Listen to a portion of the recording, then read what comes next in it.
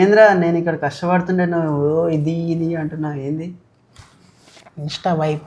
మీ అమ్మ నాన్న చూశారనుకో నా కొడకరే నీకు పిల్లను కూడా ఇవ్వరు రే ఎవరు.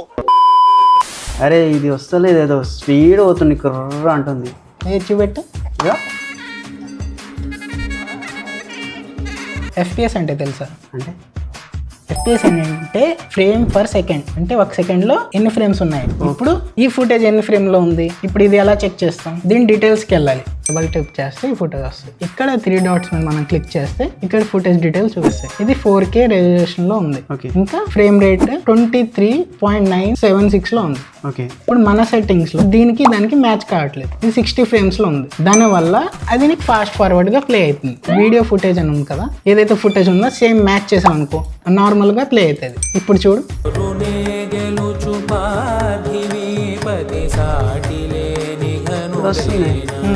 అంతే.